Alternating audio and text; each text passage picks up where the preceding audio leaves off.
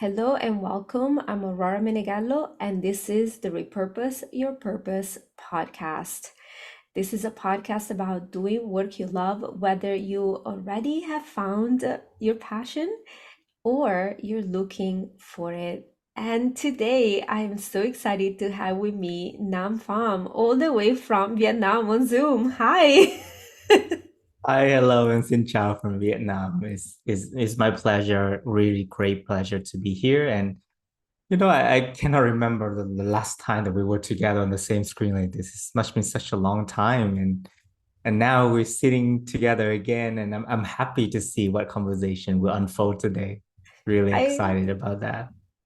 I can't wait. And yeah, when I studied the podcast and I started to make a list of who would I want on the podcast, your name was one of the first names that came to mind to really talk about dialogue and listening and bringing people together. Your Mm, work really inspires me now, so I'm really excited to have you thank here. you. All right, so before I ask you questions, tradition is I am going to introduce you to all the listeners and viewers here through a little bit of a bio. Here we go. So, since 2013, Nam Pham has been facilitating group processes in medium and large scale events across diverse cultural backgrounds. He hosts generative meetings that promote participatory leadership, co creative organizational culture, and community well being through the Circle Way process, art of hosting, and visual scribing as his core methodologies. Nam and his team at Tron Lan Vietnam Network have adapted and trained the Circle Way process in Vietnamese since 2022. In 2024, he also co founded the Vietnam Center for Facilitation Impact as a learning hub for managers to improve their meeting facilitation skills. Wow, that's really cool. It feels weird to have someone like read it back to me what I wrote on my LinkedIn. I have to say it is. Yes, it's always a little awkward to have these bios, but when I listen to podcasts, it's helpful to me to get a sense, right? Yeah, true. But it's gonna be a lot more interesting once you now tell us more about it. So, since this podcast is really about doing work you love, my first question is, how did you get into this? Because I mean, I didn't even know this was a job. I don't know until later in Mm, life. So, how did you come up with this as what you want to yeah, do? yeah. I think this year is such a good timing for me that I can, be the most confident self to tell the world and my surrounding people that I am a professional dialogue process facilitator. And to me, what I do is I have to design and facilitate and host conversations that matter. So conversations that drive team to work better with each other, that drive results and relationship at the same time. And so I usually call the way that I want to see gatherings and meetings between people to be generative. People come together, they really care about what matters to them, willing to talk across differences about it, and then together produce something new out of that. So for me, that's the most juiciest thing that I really like about my work. And it all started back in 2013 when I was still in university. I was in my second year and I participated in a training, and that was the first time that I experienced something that was completely different from how I view education and learning at the time. I grew up in a country where memorizing thing is valued, and I grew up learning from textbook and learning that teachers is a source of learning. And then I came into university with that same mindset as well. Is I do enjoy learning. I do enjoy sitting in lectures and then meeting with professors who are really passionate about what they teach. But at the same time, when I enjoy that training, it was the first participatory training that I joined. And then I remember the first day that what we did is together as a team of four, we participated in a team building activities. And then after that team building activity, a person instructed us to sit together in that same group of four. And then a few questions after that. How did you feel? How did we learn about teamwork through these activities? If we are to do it again, how can we do it better? And so for me, these three questions are so simple, but it actually generates a lot of conversations among us, and a lot of thinking from me. And then I realized this type of learning is so good. I think that's the feeling that I remember till now. Um, I kept telling myself, I want to be that person. And then that was the first time I got to know that there's a role named facilitator, group facilitator. And after that, the training went on for several more days. I still remember that there are also other instances where I got supported a lot by facilitator being in the group. I remember really distinctly one time when I was in a group discussion with other students. I could feel that I was not really confident about sharing my perspective and my voices. I kept thinking to myself, where should I jump in? Should I jump in or not? And is my idea good enough to be put into the space? And so because I got lost in my thought, I just kept sitting there. And then other people just kept coming in with new ideas and blah, blah, blah, blah, blah. Everything happened so fast that I could not catch up. And then a facilitator came in. What he did was profound for me because he was there, still observing, and then he raised his voice. He asked me, Nam, what do you think? And then all the conversation stopped. And I had the chance to just take this opportunity to be courageous and share my voice. I remember that after that, I told myself that I realized my voice actually mattered because people also like my idea. People love that I shared the idea at the time, and it actually contributed a lot to the discussion that we had at the time. For me, I was thankful because there's that facilitator right there who did that for me. And then I came out of that experience, kind of cementing my belief and my core value in this work is that as a facilitator, my mission is about, enabling voices that might be marginalized, voices that might be too quiet, voices that wait to be invited, voices that find it hard to actually jump into a fast-paced conversations. And I know there are people who are like that. And I know those voices can bring a lot of wisdom to the groups. And for me as a facilitator, I keep that story in my mind until this point. And even though, things change, I come up with and I have learned a lot of different processes, fine-tuning myself. But never a day I miss that, story in my career path. The story is always there. Wow, I had no idea. This is the first time that you told me that story, and it really touches me. It's so profound. Thank you. It sounds like you found your purpose. Yeah. All right. Well, you might have already answered a little bit of this question, but I want to see if there's more. Um, I'm curious, why dialogue? Why is so important to be in dialogue, and what is something that most people don't understand maybe about being in dialogue with others, which is what you Mm, facilitate? mm. For me, dialogue is something that is essential and fundamental to human learning and human capability. There comes a point that I realize that no matter how many books or how many lectures I have attended, there's a big source of learning that comes from interacting with people. And because I have this time when I was in an international university, I got to meet with a lot of people from different countries and different ways of thinking, different tradition and customs. I realized that if we don't have the curiosity and the underlying genuine, interest in other people, dialogues never happen. And when dialogues really happen, then you actually extend yourself to include other people.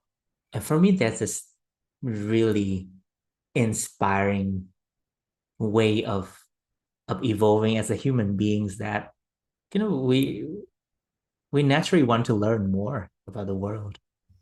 And for me, there's joy and curiosity and learning in interacting with people. And we cannot stay away from, talking with each other. And so what I see is that talking can be harmful, talking can hurt, Mm. talking can be really divisive, but talking can be enabling, talking can be inspiring, and talking can be, you know, generative and evolving. And so for me, I saw the dark side of talk, of conversations that divide people. I see the underlying behaviors of like not listening, not empathizing, and I'm on both ends of that. I did my fair share of not empathizing, and also I did my fair share of like receiving none of empathy from other people. And I think I understand how hurt it can be when the most important thing that we spend the majority of our time, which is talking with other people, and and it harms us and it makes us feel sad Mm. and it makes us feel like struggled. So for me, there's also this question of like, can we be better? Can the talking space be better? And for me, I grew up, I was a I was a really sensitive boy Mm. when I was small. I could sense people's intention behind their words. And sometimes I could really sense that if they are about to say these things, it's going to hurt me a lot. Mm. And when I grew up, I realized I don't want to do that kind of stuff to other people. I can be better. I learned how to say words that show that I actually do want to connect and empathize with people. And it gives me a lot of joy and pleasure in connecting. And I feel like, so apart from all the like superficial talk, small talk that we have, or the talks that divide us, we can explore possibilities that makes us love the world better by talking with each other better. And for me, dialogue is the key and the naming for that. There's so much that you just shared. Can I ask a little bit more about some of Sure, this? sure, yeah. um, you talked about, when we don't empathize in our dialogues and we don't listen. And I'm curious if you have, I don't know, some ideas of why people sometimes don't empathize with others or don't Mm, listen. mm. And the thing that I notice the most is that is naturally it's hard to be exposed to things that are different. You might grow up and you get used to a certain way of thinking or doing, and being conditioned to learn about or to adopt certain beliefs in your life until you meet with someone who holds a totally different view on that. And then you get scared and feel threatened. And for me, that's a really natural way of reacting to the world. Um, yeah. So that's the first thing that came to my mind. That there's always a threat in there when we deal I with differences. Yeah, I think the same because, and I think it's very innocent. Like, I think we're not really taught about that. Like, Mm, in fact, I don't know, because now I'm generalizing, so I don't know what everybody's taught, right? But I know, at least from my experience, there's, whether it was direct or indirect, that there was a teaching about you have to be right, you know. mm, Um, So I didn't really know for the longest time that I was listening from a place of what am I gonna say next so I'm right? Or, um, I had, like being in a culture where like I felt, well, not just I felt, but men tended to dominate, I was told as a young girl, like, hey, you need to like come across in a certain way if you want to be heard, right? But then I didn't realize that I was doing that all the time.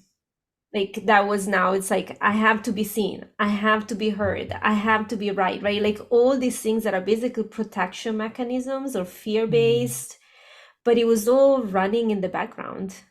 Like it wasn't a conscious choice. It was, yeah, conditioning, you can say.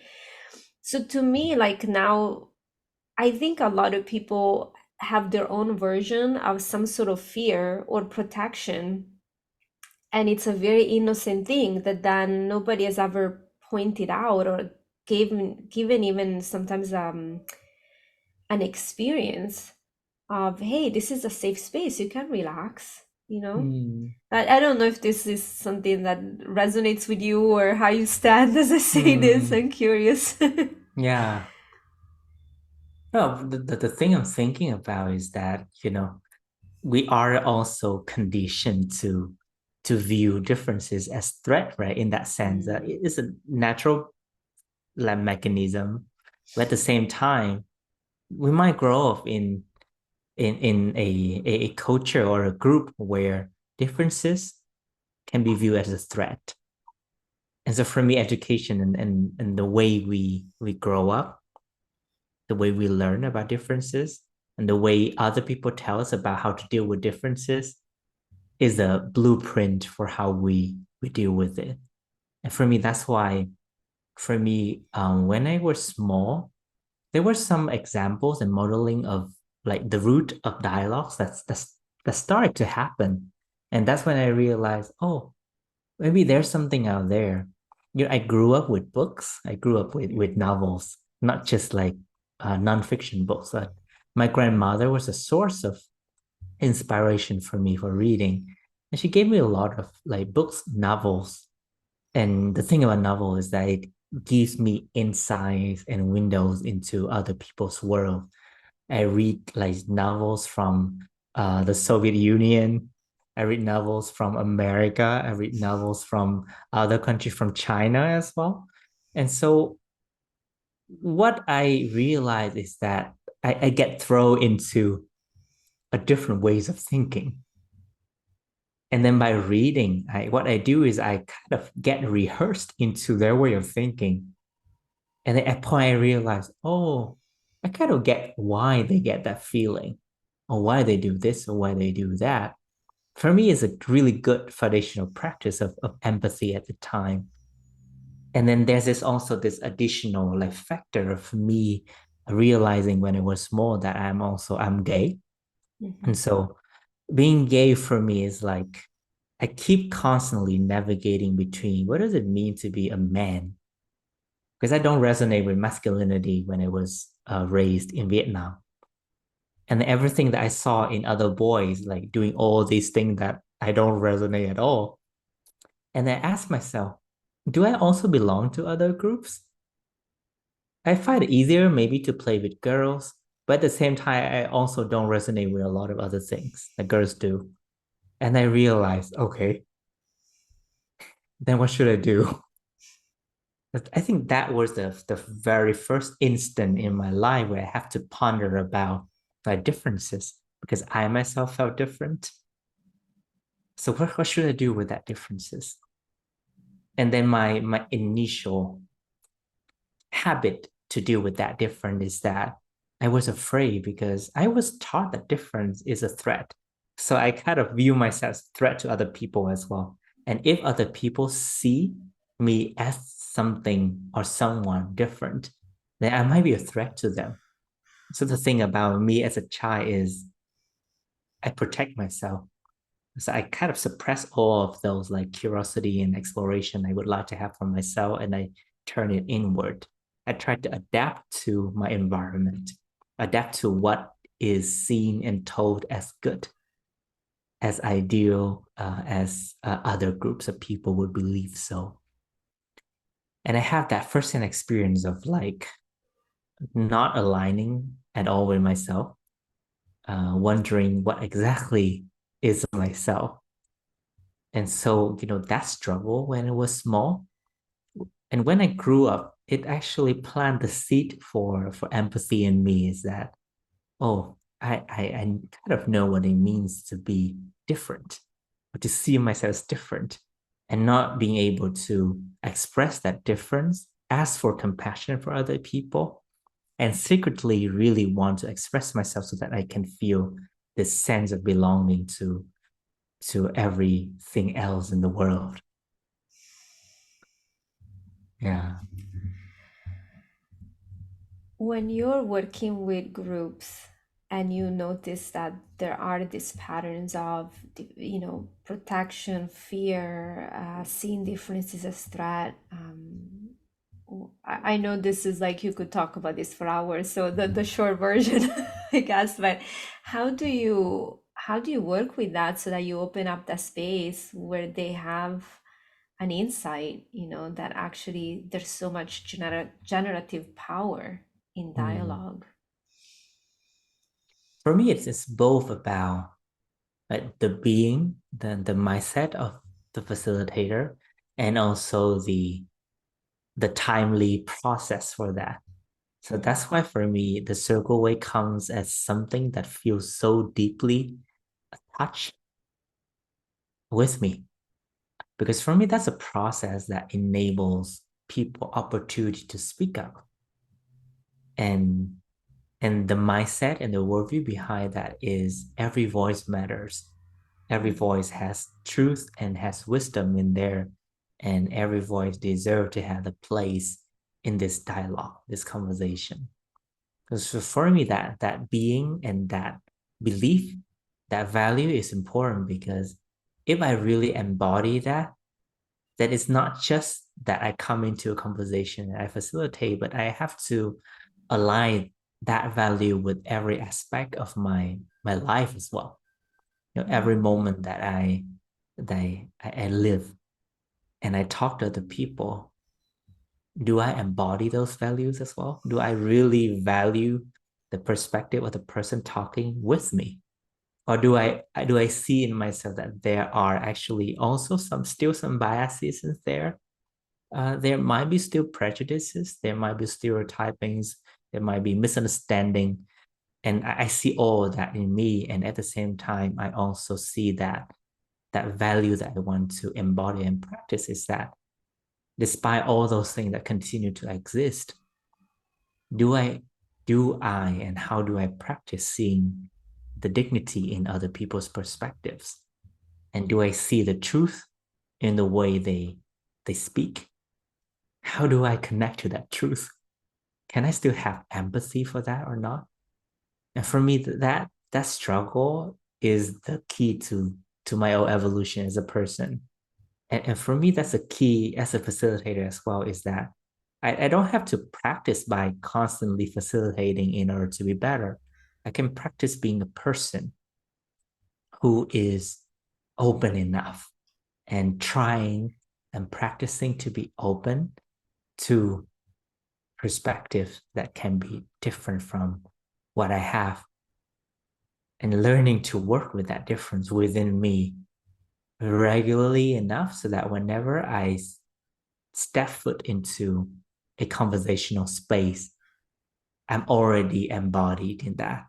And for me, that embodiment, that energy you have when you have so much nuance and practice with a certain belief, and you see that enough in yourself, and then it speaks through words, and it speaks through maybe a lot through nonverbals.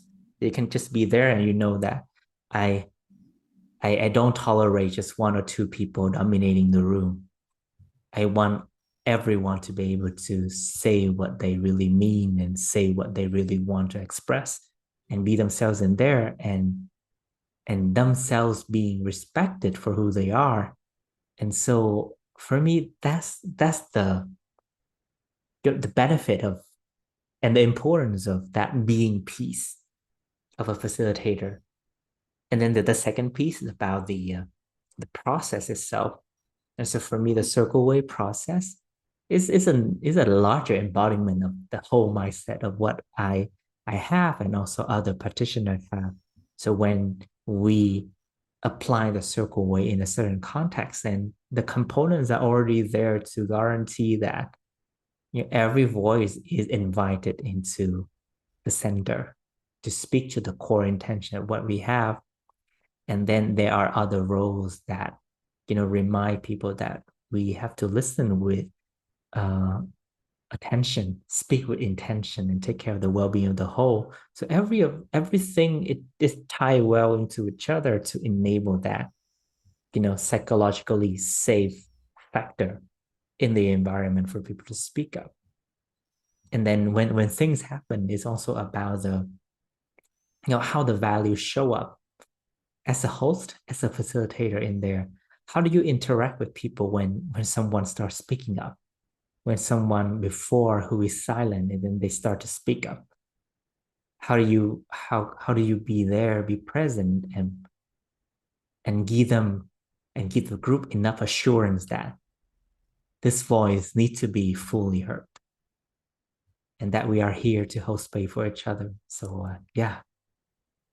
So for me to sum up, then those are the two pieces of being a facilitator: the mindset, the being, and the doing, the process.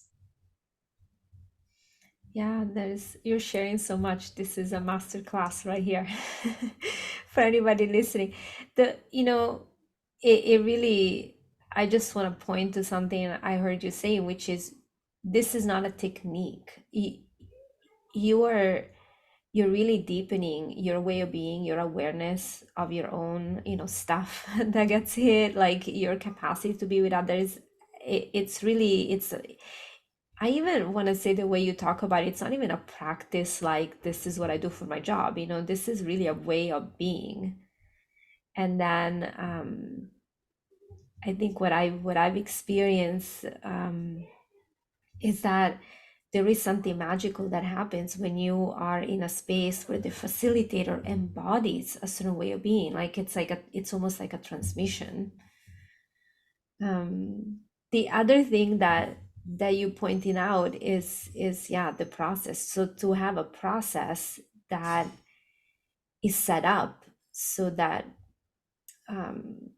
people cannot so easily take over the ones that want to take over, right?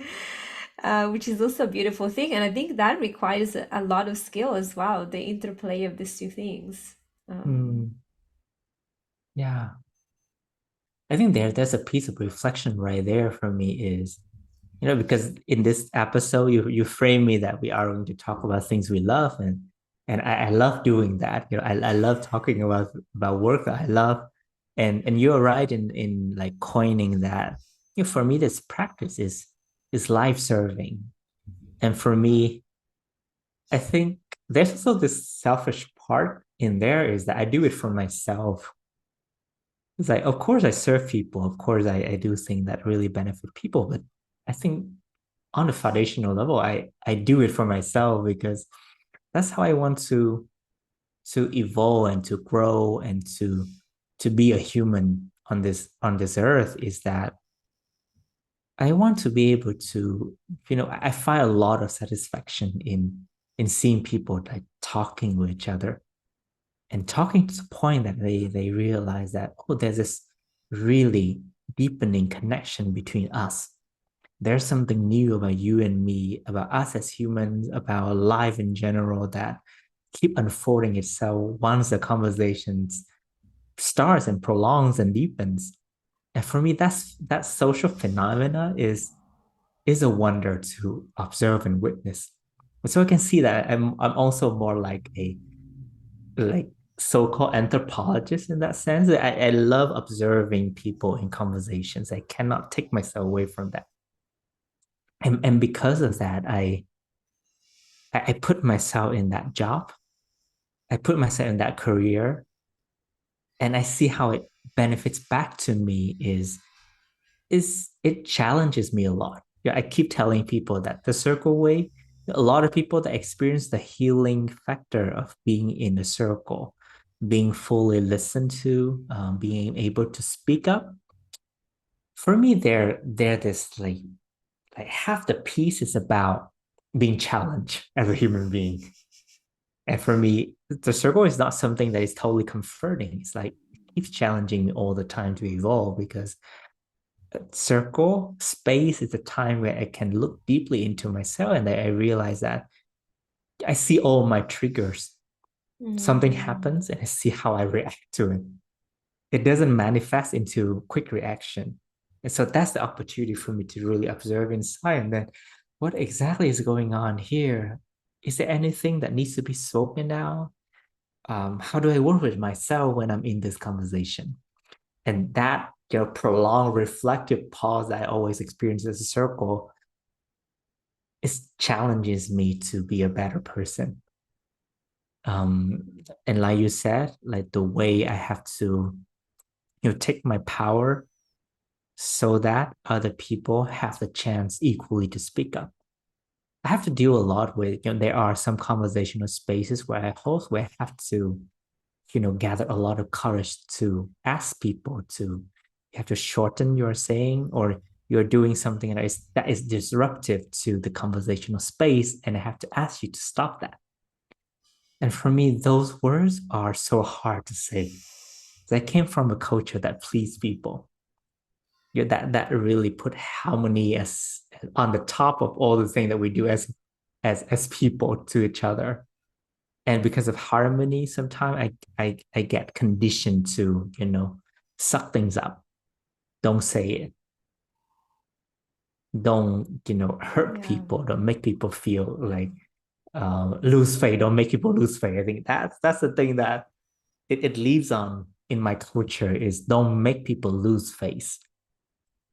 And I have to work through that. I have to be courage to take courage because as a facilitator, I have to take care of the well-being of the whole. And if one person doing that and it's disrupting something that we have already agreed on, then I have the obligation to speak up and I have to take the accountability to do so as an adult and as a human being. And for me, it's a good challenge. You know, you're making me think of so many things. One is that I think a lot about, what different people do for work and how can they be happy, right? And when you share you do this for yourself because you like that, you like to grow, it's like, yeah, there's an element of like doing work we love that has to be something that we enjoy, right? And different people enjoy it at different levels. So some of us enjoy more of a deeper awareness, introspection, things like that, and some people have more of a light, this is fun, or this is like a game, or this is numbers, that kind of stuff. And I think it's really amazing when you can honor that. That no, that's how I am. That's like what makes me happy. Because the other part is that there's no job you like or career you love that is not going to come with challenges. Essentially, Mm, if you want to be successful, especially in the long run, you're going to want to keep learning. So it cannot be something that will bore you, mm, quickly. And then you have to deal with whatever challenges come that are they're baked in that mm, field, you know. mm. Yeah. You speaking that and it make me reflect clear about my core value in that sense. The keyword that comes up for me is growth. Is Mm. I don't value comfort. I feel like, it's like you stay in comfort and you don't really learn anything at all. And I realized that my job is the embodiment of like there's joy and there's pleasure, but it's not comfort. Those things I have, the nuance are different. It's like I have joy, I have a lot of joy, but joy doesn't mean comfort. And I have pleasure too, but it doesn't mean that entirely it's comforting. Sometimes it's comforting, sometimes it's not. But I see what underlies all of those terms. is a sense of growth that I really look for in life. It's like I want to see how I can change, and the way I grow, it also intertwines with the deepening quality of connection that I have with whatever that is around me. And so that's that sense of connection, quality connection is also something that I am after. And those two are like interwoven.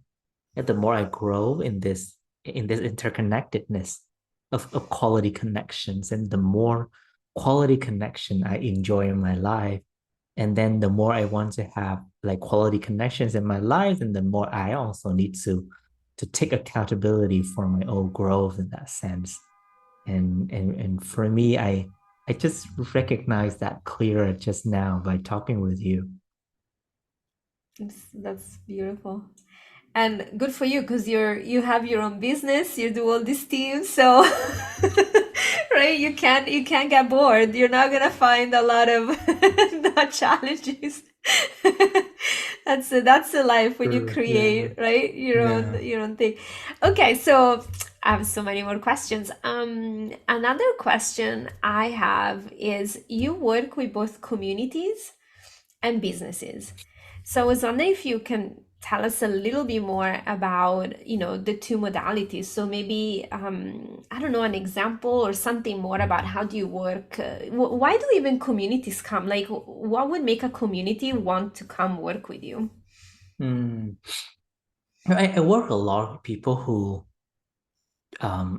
build their own communities. It can be a community of practices for a certain method, or it's a community of people who share the same identity. And there's an increasing need and longing for relationships. I think that's what I see in our society these days, is that it's have become so fragmented, and it puts a lot of pressure on people's mental health, especially when it comes to like urban life with a lot of loneliness. Like people solely only care about competition, like the race to get things that they want, but at the end, the cost of that is they don't see connection at all, and they long for that. And that's when community start to happen. It's like people start to ask and to ask for ways to connect better with each other, and not just connect better for one short time, but in the long run, can I have a network of quality relationships where I can belong and where we can grow together, and can that group of people even have a purpose, have joy at all? And for me, those are the foundation of like generative community. It actually evolves beyond the traditional definition of a group of people that are situated in a locality. Hmm. Nowadays, like that sense of community, it extends beyond locality and physicality. I see communities happening on social media. I see people like go out and beyond their boundary to meet together in a different place and build something together. And so for me, that's an emerging definition of community.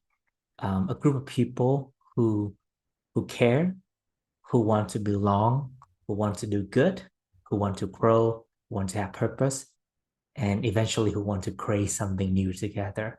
And for me, that's a sense of community. And I work with people who share that dream. I work with people who look for ways to start small. They Hmm. don't dream of like a big community yet, but can I do something with the group of people that I already have? Some of them who are freelancers, who are solopreneurs, and they recognize the importance of like having a group of people who share, who be companion to each other. So that's how I meet a lot of communities, and I work with people who are community leaders, community connectors, or builders. And I myself have benefited a lot from community in my work as well, because when I started my work, I started to look for people who do the same. And so I found this community of like facilitator. The At first I found the International Association of Facilitators. And I got this first taste of like, oh, what does it mean to like meet with people who are sharing the same identity, exploring the same thing, and then I learn a lot from them. And then later on, I found the community of practice for the art of hosting in Vietnam.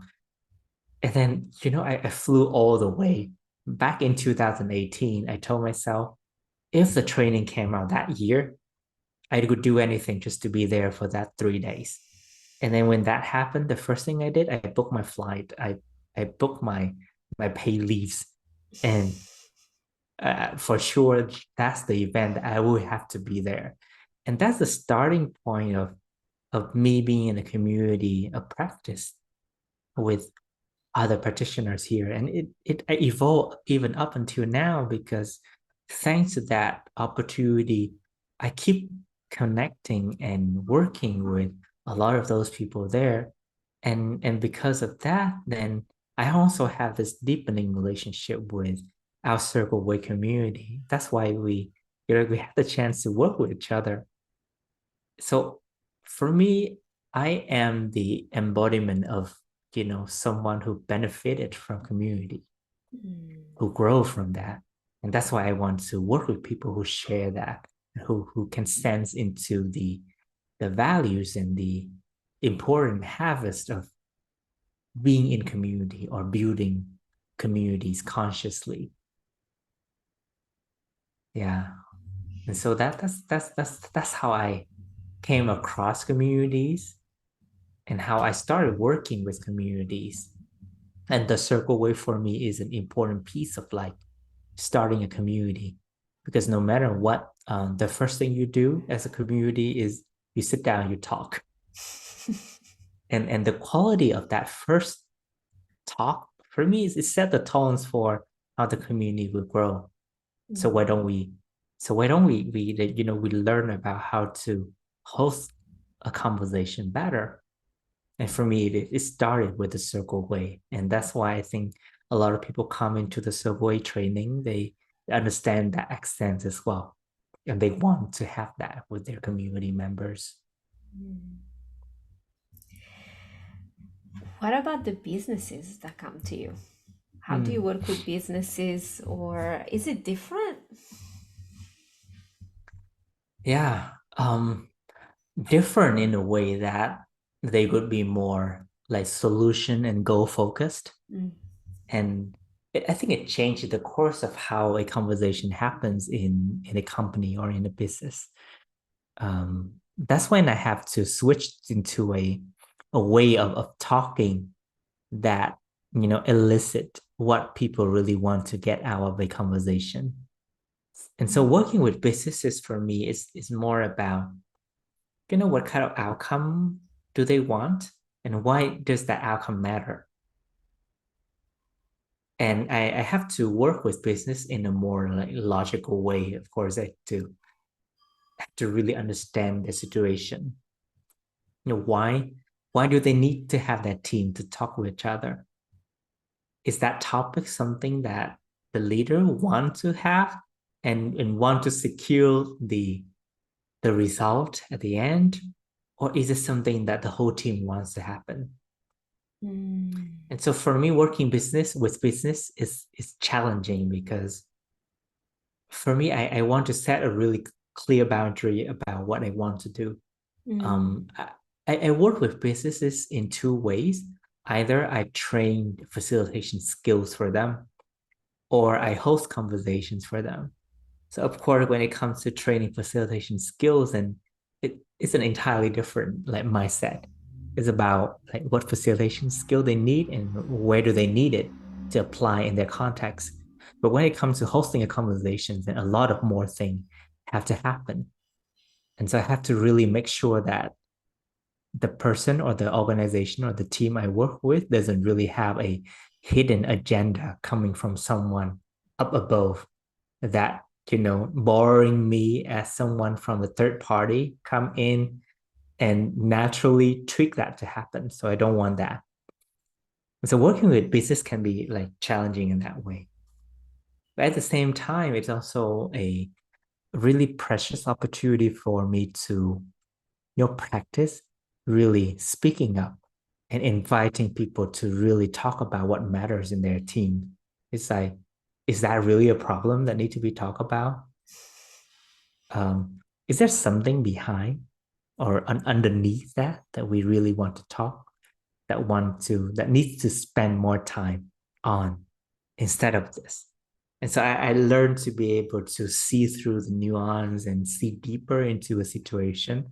It requires a lot more knowledge as well about organizational development, about team dynamics, about leadership, about complexity in organization. So for me, it's still a really, big learning curve, working with different businesses, working with different contexts, different business models. And for me, I'm still in the learning process for working with our, local businesses in here in Vietnam.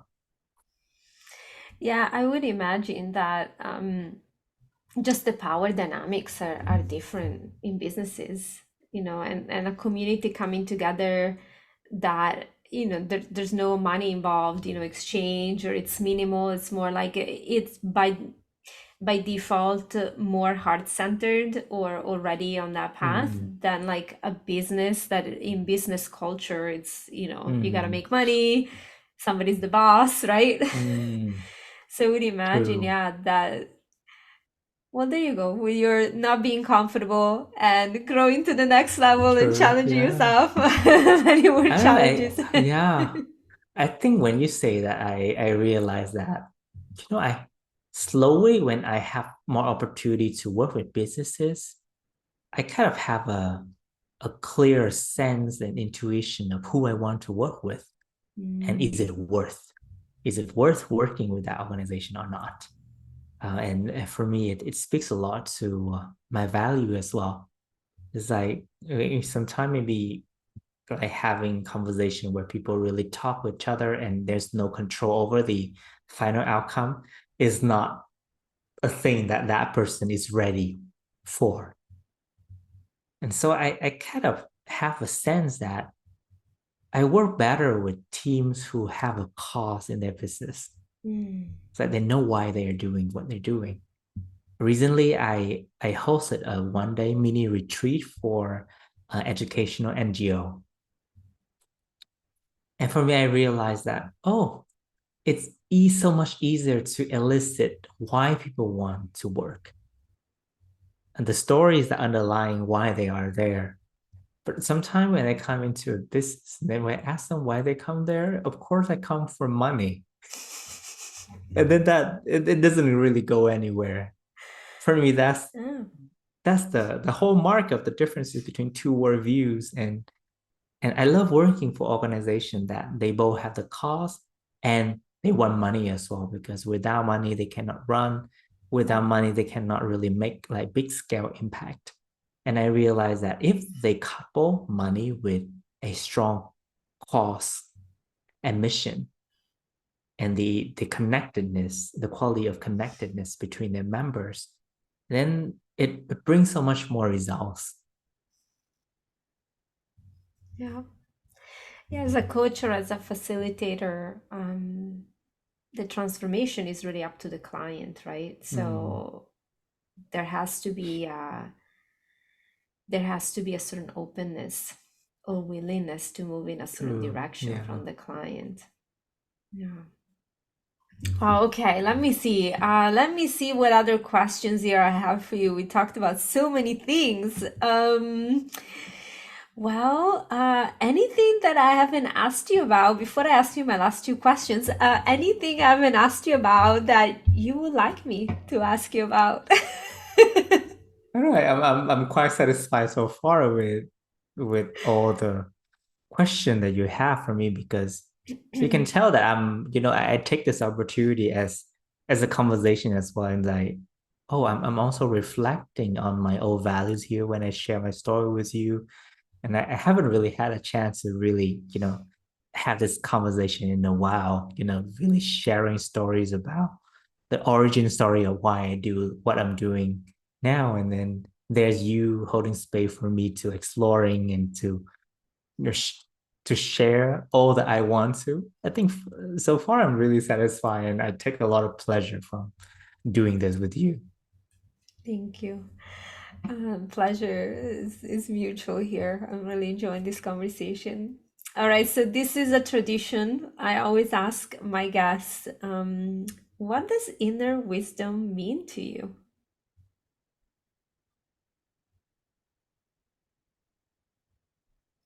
Hmm.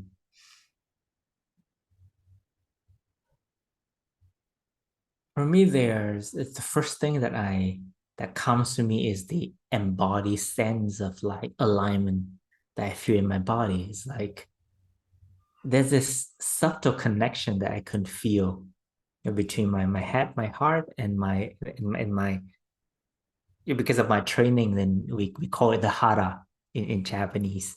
So the three energy centers here, I feel everything is in alignment.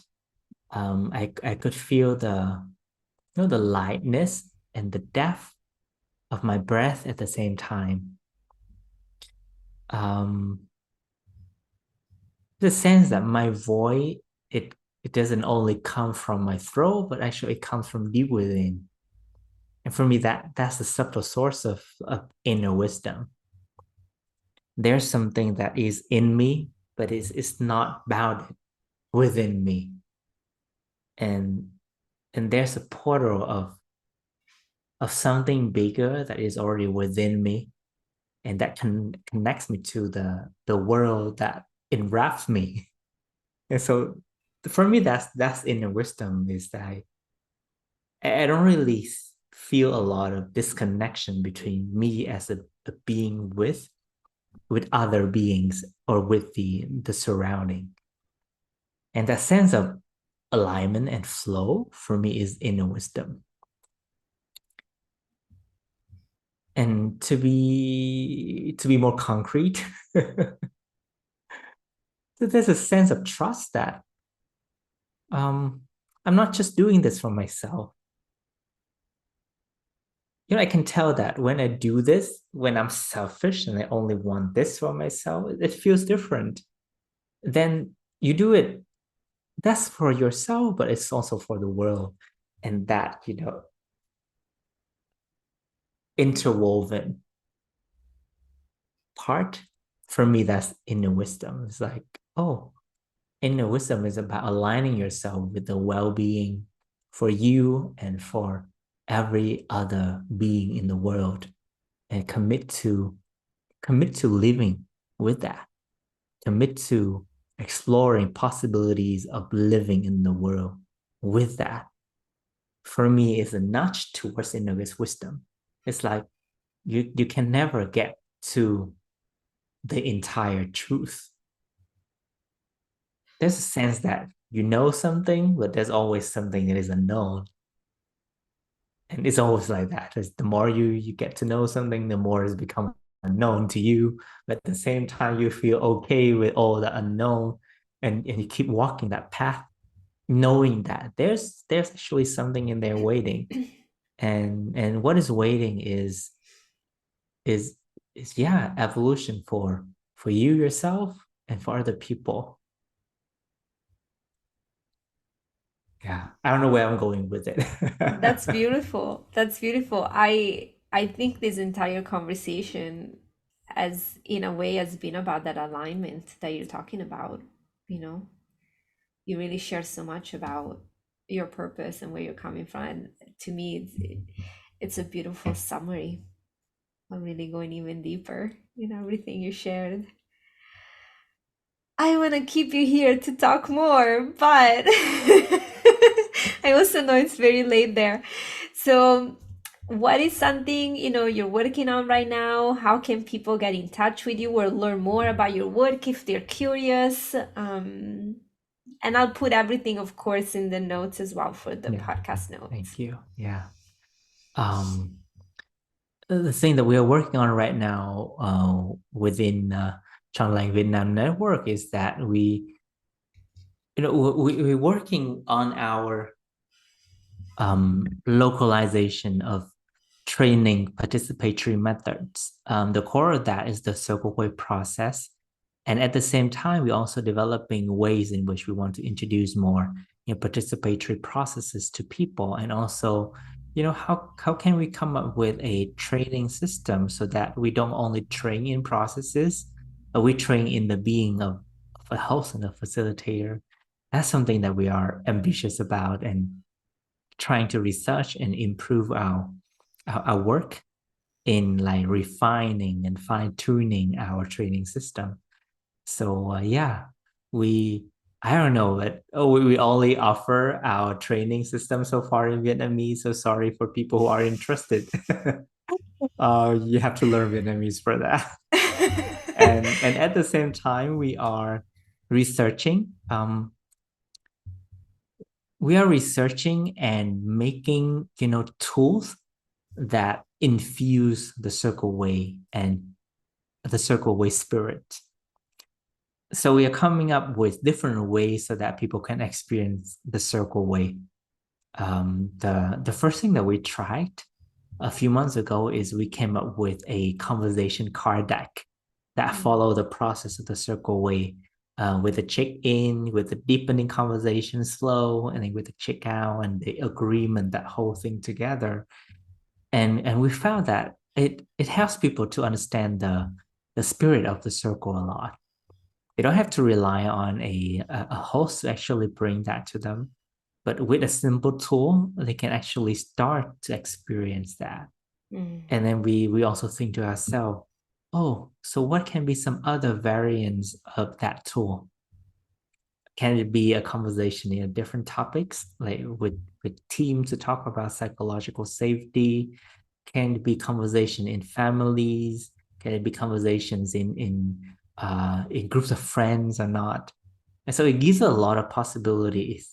And we want to challenge ourselves in inventing, the tools that embody the spirit and help people to connect and have dialogues with each other. So that's basically what we do.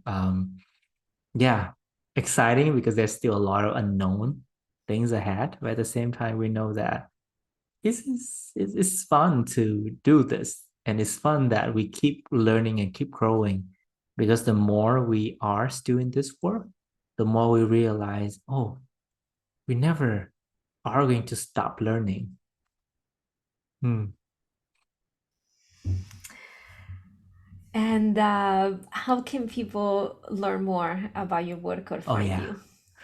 I think you can visit our website, chonlangvietnam.com. I will send it to Aurora.